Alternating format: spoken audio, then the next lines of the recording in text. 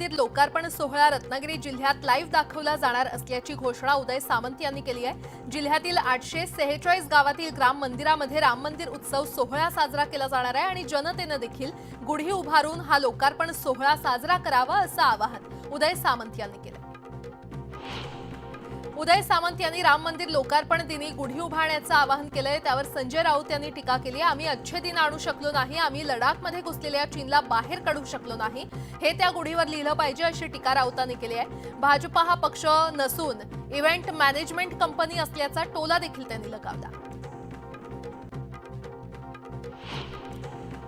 सातारा लोकसभा मतदारसंघावर अजित पवारांनी दावा केल्यानंतर भाजपचे आमदार जयकुमार गोरे आक्रमक झाल्याचं पाहायला मिळतंय। सातारा लोकसभा मतदारसंघ हा भाजपचा आहे आणि आम्हीच या ठिकाणी लढणार असा दावा त्यांनी केल्यानं महायुतीमध्ये सातारा मतदारसंघावरून नवा पेच निर्माण झालाय। क्रांतीज्योती सावित्रीबाई फुले यांचे भिडेवाडा येथील राष्ट्रीय स्मारक आधुनिक पद्धतीचं करतानाच त्याच्या दृश्य स्वरूपाची सावित्रीबाईंच्या काळात जसे असेल अशा जुन्या काळाशी सांगड घाला असे निर्देश अन्न व नागरी पुरवठा मंत्री छगन भुजबळ यांनी दिलेत। स्मारकासाठी आवश्यक निधी राज्य शासन देईल अशी ग्वाही त्यांनी दिली। सरकार प्रत्येक ठिकाणी आपलं नाक खूप असतंय। जे न्यायमूर्ती आहेत ते कायद्याचे अभ्यासक आहेत, त्यांच्यावर तुम्ही प्रेशर कसं आणू शकता असा सवाल यशोमती ठाकूर यांनी केलाय। जातनिहाय जनगणना झालीच पाहिजे अशी मागणी देखील त्यांनी केली। पिंपरी चिंचवड शहरात खेळाच्या मैदानासाठी शिवसेनेच्या रुपाली अल्हाट गेल्या 13 दिवसांपासून आमरण उपोषण करतायत आणि या उपोषणाला पाठिंबा देण्यासाठी राष्ट्रवादीचे खासदार अमोल कोल्हे उपोषणस्थळी दाखल झाले होते। यावेळी त्यांनी आयुक्तांसोबत फोनवर संवाद साधत मैदान नागरिकांसाठी परत द्यावं ही मागणी केली। वर्ध्याच्या आर्वी येथे राष्ट्रवादी काँग्रेस अजित पवार गटाच्या कार्यकर्ता मेळाव्यामध्ये राज्याच्या महिला व बालकल्याण मंत्री अदिती तटकरे यांनी हजेरी लावली आणि यावेळी त्यांनी महिलांच्या रोजगारासाठी ठोस पावलं उचलणं गरजेचं असल्याचं सांगितलं। महिलांसाठी सखी वन स्टॉप सेंटर स्थापन करणार असल्याची माहिती त्यांनी दिली। ठाकरे गटाचे नेते आणि खासदार संजय राऊत यांनी सोलापुरात प्रकाश वानकर यांच्या फार्म हाऊसवर हुरड्याचा आस्वाद घेतला। शिवसैनिकांच्या या हुरडापाडीत संजय राऊत यांनी रंगतदार राजकीय चर्चांना देखील स्थान दिलं।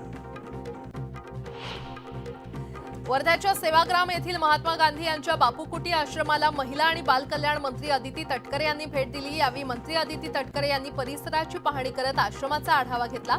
बापू कुटीतील सर्व धर्म समभाव प्रार्थनेत त्यांनी सहभाग नोंदवला। डॉक्टर पंजाबराव देशमुख यांच्या 125व्या जयंतीनिमित्त विदर्भस्तरीय मॅरेथॉन स्पर्धेमध्ये 1300 स्पर्धकांनी भाग घेतला होता। आमदार यशोमती ठाकूर यांच्यासह अन्य मान्यवरांच्या उपस्थितीमध्ये स्पर्धा उत्साहात पार पडली। जळगावातील केळी उत्पादक शेतकऱ्यांचा प्रश्न गंभीर झालाय। 10,619 शेतकरी पीक विम्यापासून वंचित आहेत आणि त्यासाठी खासदार उमेश पाटील यांच्या उपस्थितीमध्ये केळी उत्पादक शेतकऱ्यांची बैठक घेण्यात आली। तृणधान्य जनजागृतीसाठी बीडमध्ये भव्य रॅली काढण्यात आली। यावेळी खासदार प्रीतम मुंडे यांची प्रमुख उपस्थिती होती आणि यावेळी ज्वारी, नाचणी, बाजरी, गहू, तूर, मूग, उडीद, राळे, तीळ, जवस, राजगिरा या तृणधान्याच्या सुंदर रांगोळीनं सर्वांचं लक्ष वेधून घेतलं। पडळकरांवर झालेल्या चप्पल फेकीवर मनोज जरांगे पाटील यांनी भाष्य केलंय। गोपीचंद पडळकर यांचा काहीतरी गैरसमज झाला असेल। मराठ्यांचं आंदोलन हे शांततेमध्ये सुरू आहे, मात्र मुद्दाम दुसरेच कोणीतरी घुसखोरी करून विनाकारण मराठ्यांच्या आंदोलनाला बदनाम करण्याचा प्रयत्न करतायत आणि पडळकरांना सामाजिक भान आहे, त्यामुळे ते गैरसमज दूर करून घेतील अशी प्रतिक्रिया मनोज जरांगे पाटील यांनी दिली आहे। मनोज जरांगे पाटील यांची उमरगा शहरात जाहीर सभा होणार आहे आणि या सभेला कर्नाटकच्या सीमावर्ती भागातूनही मराठा बांधव येणार असल्याची माहिती मिळते। यावेळी ओबीसी आणि धनगर समाज बांधवांकडून जरांगे यांचं स्वागत केलं जाणार आहे। लातूर जिल्ह्यातल्या औसा तालुक्यातील रामानंद लुनसे हा तरुण मनोज जरांगे पाटील यांच्या सभेच्या ठिकाणी गुडघ्यावर रांगत आला। पाटील यांच्या सभेला जाईन तर गुडघ्यावर रांगत जाईन हा प्रण रामानंद यानं केला होता आणि 22 किलोमीटरचं अंतर कापून त्यानं हा प्रवास केला। रत्नागिरीच्या दापोलीतील हणे बंदरासमोरील सागरी परिक्षेत्र हे अरेबियन सी हॅम्बॅक वेलचं हॉटस्पॉट असल्याची नोंद करण्यात आलेली आहे। भारतीय वन्यजीव संस्थेनं ही नोंद केली असून या वेलचा ध्वनिविषयक अभ्यास करण्यात येणार आहे। माळशिरस तालुक्यातील वाफेगाव येथील बंधाऱ्याला गळती लागल्याचं दिसून आलंय। ऐन दुष्काळात कोट्यावधी लिटर पाणी वाहून जातंय। बंधाऱ्याला 783 नवीन दरवाजे बसवण्याची तसंच पाण्याच्या नासाडीकडे डोळेझाक करणाऱ्या पाटबंधारे खात्याच्या अधिकाऱ्यांना तात्काळ बडतर्फ करण्याची मागणी केली जाते। वाशिम जिल्ह्यातील पैनगंगा नदीवरील जीर्ण कोल्हापुरी बंधाऱ्याचा प्रश्न पुन्हा ऐरणीवर आलाय। बंधाऱ्याचं एक गेट तुटून लाखो लिटर पाणी वाहून जातंय।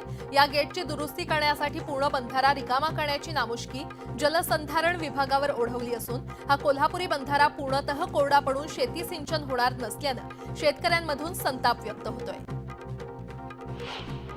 पालघरच्या डहाणू आणि तलासरी भागात नागरिकांच्या अशिक्षितपणाचा फायदा घेऊन सुरू असलेल्या धर्मांतराविरोधात प्रशासन सध्या ऍक्टिव्ह मोडवर आलेलं पाहायला मिळतंय। या भागात अनधिकृतपणे उभारण्यात आलेल्या प्रार्थना केंद्रांवर कारवाईचे आदेश देण्यात आलेले आहेत। सिन्नर तालुक्यामध्ये बिबट्याचा वावर वाढला असून 3 दिवसांपूर्वी खोपडी येथे एका बालकावर बिबट्यानं हल्ला केल्याची घटना ताजी असतानाच आता शहरालगत MIDC मध्ये हा बिबट्या फिरताना दिसून आलाय। बिबट्याच्या मुक्त संचारामुळे नागरिकांमध्ये भीतीचं वातावरण असून बिबट्याला जेरबंद करण्याची मागणी होते।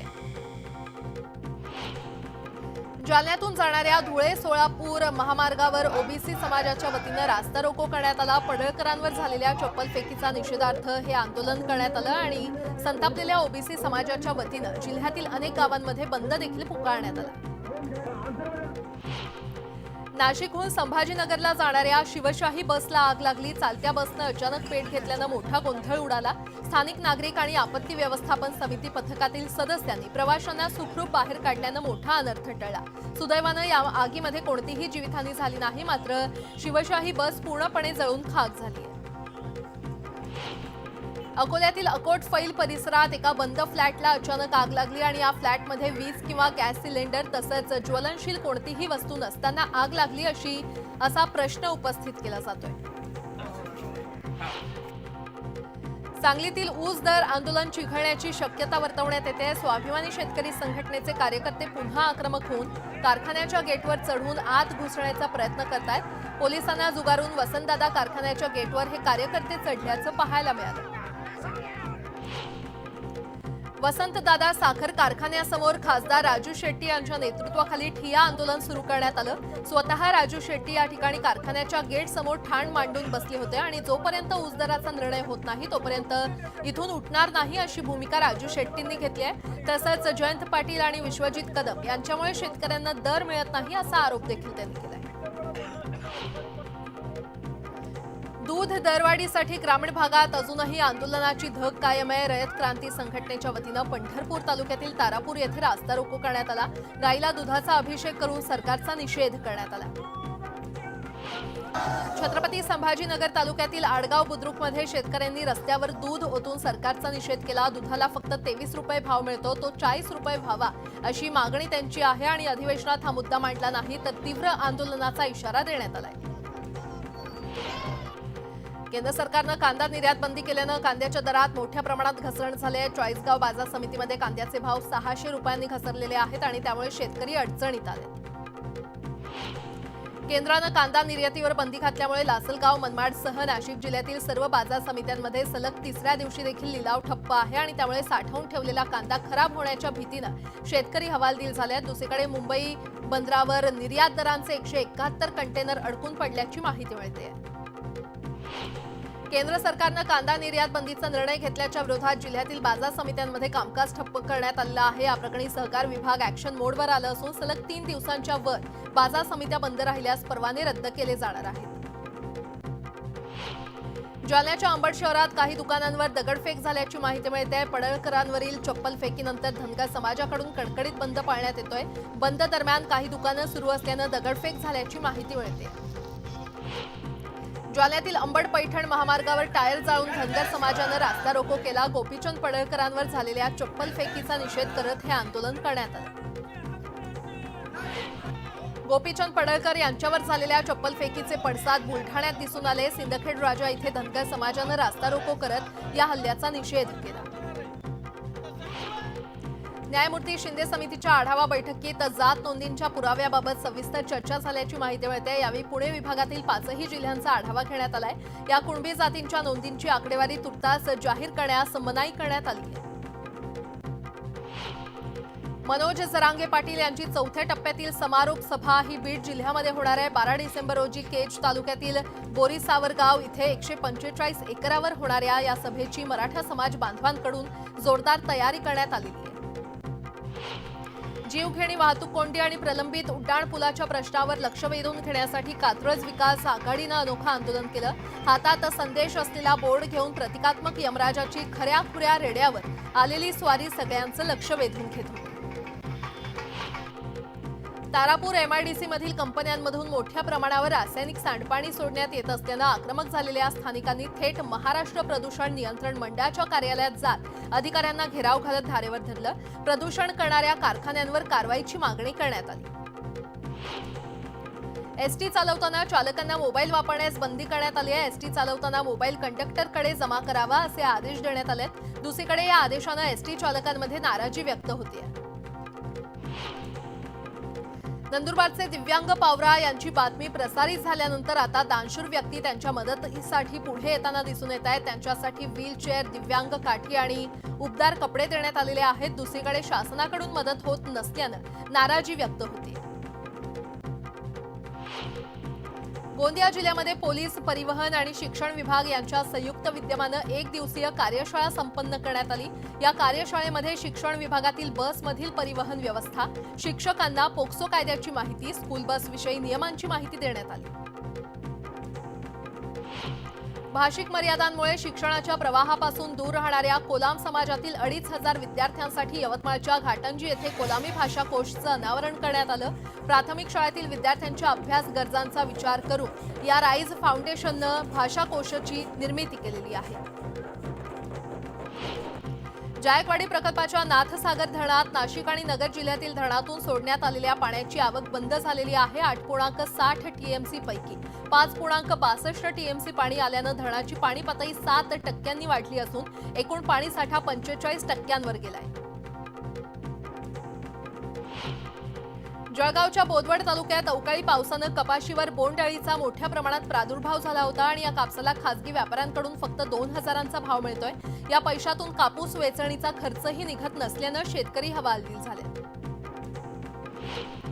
कोपरगाव शहरातील शासनाच्या जागेत सुरू असलेल्या नवीन बांधकामाविरोधात गेल्या 5 दिवसांपासून बाळासाहेब जाधव यांचं तहसील कार्यालयासमोर उपोषण सुरू होतं। हे बांधकाम 15 दिवसात काढण्याचं लेखी आश्वासन नगरपालिकेचे मुख्याधिकारी यांनी दिल्यानंतर उपोषण स्थगित करण्यात आलं। शासकीय कर्मचाऱ्यांचा दर्जा देण्यात यावा, विमा आणि पेन्शन लागू करण्यात यावी यासह इतर मागण्यांसाठी मालेगावात अंगणवाडी महिला कर्मचारी रस्त्यावर उतरल्या। यावेळी पालकमंत्री दादा भुसे यांच्या संपर्क कार्यालयावर मेणबत्ती मोर्चा काढण्यात आला। श्रीरामपूर तालुक्यातील संगमनेर नेवासा रोड तसंच शहरातून शनी शिंगणापूरला जाणाऱ्या बेलापूर रस्त्यावरील अतिक्रमण हटवण्यात येत आहे। रस्त्याचं रुंदीकरण करण्यात येणार असल्यानं सार्वजनिक बांधकाम विभागानं अतिक्रमण मोहीम हाती घेतली आहे। अनेकदा नोटीस बजावून व्यावसायिकांनी अतिक्रमण न हटवल्यानं अखेर पोलीस बंदोबस्तात जेसीबीच्या सहाय्यानं अतिक्रमण हटवण्यात येत आहे।